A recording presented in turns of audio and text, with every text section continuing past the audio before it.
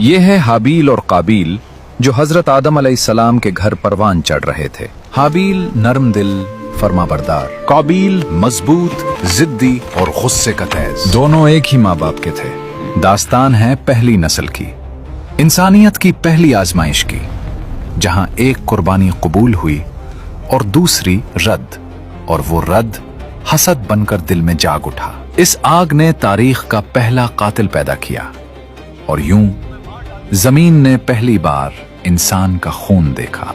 आइए देखते हैं कि आखिर काबील ने हाबील को कत्ल क्यों किया। हजरत हव्वा रजी अल्लाह अन्हा 20 या 40 मरतबा हजरत आदम अलैहिस्सलाम से हामिला हुई। हर हमल में 2-2 बच्चे पैदा हुए, एक लड़का और एक लड़की।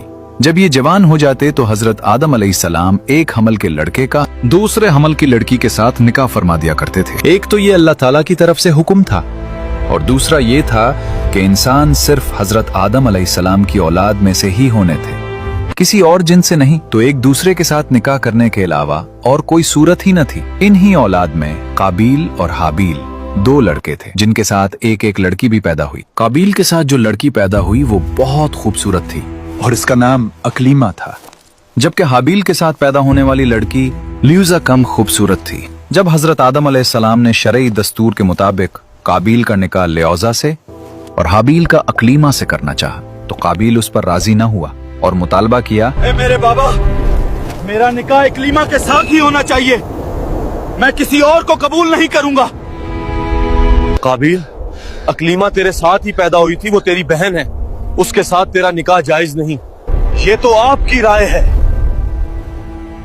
अल्लाह ने ऐसा कोई हुक्म नहीं दिया। अगर तुम ये समझते हो तो तुम दोनों अपनी कुर्बानियां पेश करो, जिसकी कुर्बानी कबूल होगी वही अकलीमा का हकदार होगा। इस जमाने में कुर्बानी कबूल होने की अलामत ये होती कि आसमान से एक आग उतरकर उसे खा जाती थी। काबील खेती बाड़ी का काम करता था और हाबील बकरियां चराते थे। काबील हल्की किस्म की गंदम का एक ढेर कुर्बानी के तौर पर लाया, जबकि हाबील ने रज़ाए इलाही के लिए एक उम्दा किस्म की बकरी कुर्बानी के लिए पेश की। फिर गंदम और बकरी को पहाड़ पर रख दिया गया।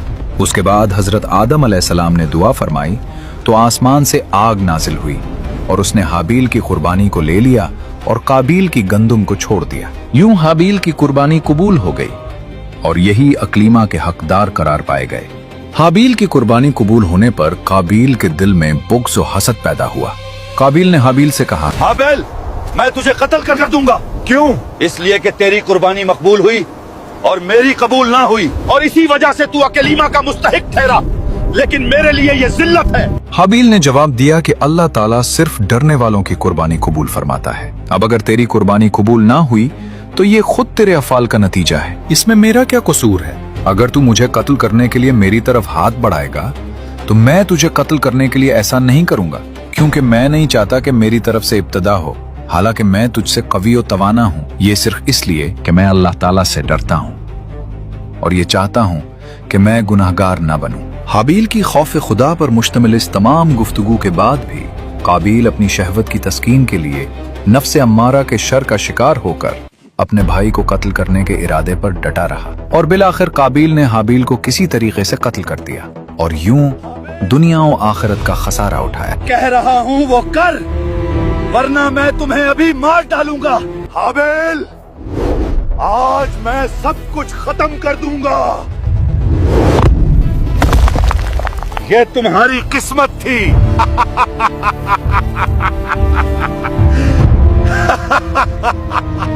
हाबील को कत्ल करने के बाद काबील हैरान और परेशान हुआ कि अब उस लाश को क्या करे। अब मैं लाश का क्या करूं?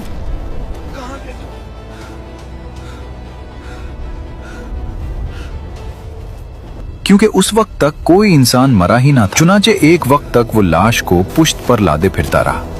फिर जब उसे लाश छुपाने का कोई तरीका ना आया तो अल्लाह ताला ने इंसानों की तदफीन का तरीका सिखाने के लिए एक कव्वा भेजा। चुनाचा यूं हुआ कि 2 कव्वे आपस में लड़े, उनमें से एक ने दूसरे को मार डाला। फिर जिंदा कव्वे ने अपनी चोंच और पंजों से जमीन करीद कर गड्ढा खोदा, उसमें मरे हुए कव्वे को डालकर मिट्टी से दबा दिया। कव्वे का वाकया देखकर काबील को शर्म आई कि मुझे इस कव्वे जितनी भी समझ ना आई कि अपने भाई की लाश छुपा लेता। फिर काबील ने भी जमीन खोदकर हाबील की लाश को दफन कर दिया।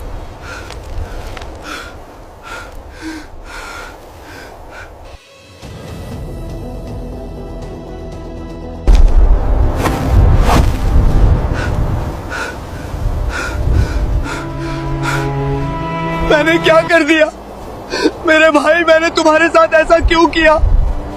کاش میں اپنے غصے پہ قابو کر لے. ہائے افسوس، میں تو اس کوے جیسا بھی نہیں ہو سکا. میں تو اس کوے جیسا بھی نہیں ہو سکا جس نے اپنے ساتھی کو دفن کرنا سکھا دیا. حابیل کو قتل کرنے کے بعد قابیل کا بہت برا حال ہوا. چنانچہ مروی ہے کہ جب قابیل نے اپنے بھائی کو قتل کر دیا تو اسی دن سے اللہ تعالیٰ نے اس کا ایک پاؤں پنڈلی سمیت اس کی ران کے ساتھ ملا دیا.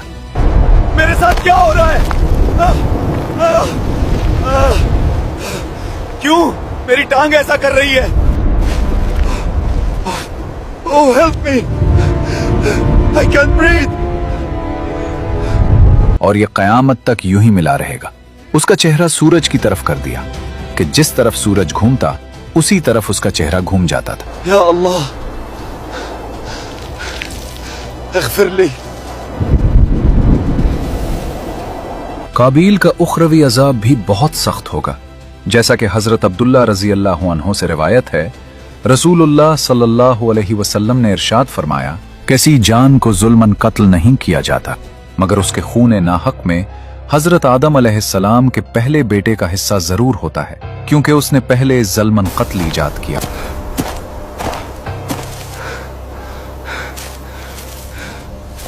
اس سے معلوم ہوا کہ قیامت کے دن قابیل کو قتل کے گناہ کی سزا ملے گی اور ان قاتلین کے گناہ قتل کی سزا بھی ملے گی جو قیامت تک کسی کو ناحق قتل کر کے جان سے ماریں گے. یا اللہ معاف کر دے مجھے. ندامت توبہ میں داخل ہے، جیسا کہ حدیث پاک میں ہے، ندامت توبہ ہے. لہٰذا جب قابیل نے اظہار ندامت کیا تو وہ توبہ کرنے والوں میں سے ہو گیا. پھر اس کی توبہ کیوں قبول نہ کی گئی؟ اس کا جواب یہ ہے کہ وہ ندامت توبہ میں داخل ہے جو گناہ پر ہو، اور قابیل کی ندامت اپنے گناہ قتل پر نہ تھی بلکہ اس پر تھی کہ دفن کا طریقہ کوے سے کیوں معلوم ہوا. خود اس کے اپنے ذہن میں یہ طریقہ